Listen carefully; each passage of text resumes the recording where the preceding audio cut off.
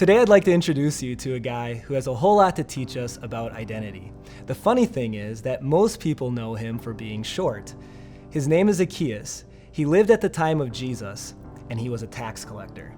Now, being a tax collector doesn't mean a whole lot to us anymore, but back then it meant a whole lot, and none of it was very good. The first thing it meant was that Zacchaeus was a traitor, because he had taken his job as a tax collector with the hated Roman Empire. The second thing that it meant is that he was a greedy cheat. The way that tax collectors got wealthy was by taking money from people by any means necessary. There's no doubt that Zacchaeus had found part of his identity in being successful and wealthy. And how do we know that? Because his identity shaped his activity. Well, at a certain point in his life, Zacchaeus must have felt like there was more to life than what he had been experiencing. And the Bible tells us that he had heard that Jesus was coming to his town, and so he decided to go and to try to get a glimpse. Zacchaeus and Jesus met. Jesus had dinner at Zacchaeus' home, and by the end of the day, Zacchaeus had become a follower of Christ. How do we know that? Well, Jesus said, "Today, salvation has come to Zacchaeus' home." So not only did Zacchaeus become a follower of Jesus, what else happened that's directly connected to it is that Zacchaeus' identity changed. He became a child of God. And remember what I said before, that your identity shapes your activity.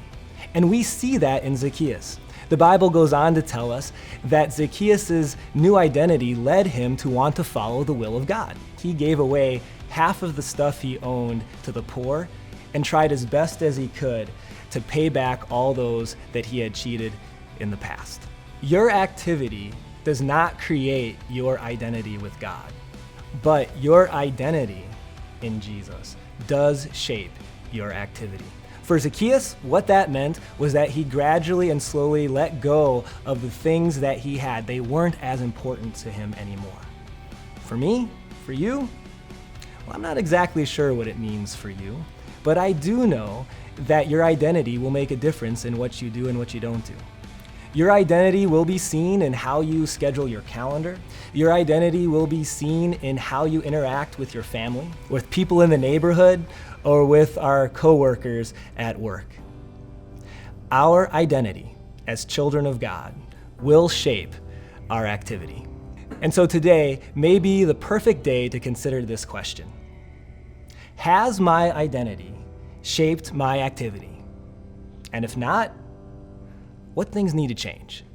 If you know anyone who's struggling with identity, I'd encourage you to share this message with them and hit subscribe, because tomorrow we're going to wrap things up and we're going to talk about labels. I know something about you. There is someone who thinks that you are wonderfully and fearfully made. And this is not just some random guy on the internet that thinks this. It is the one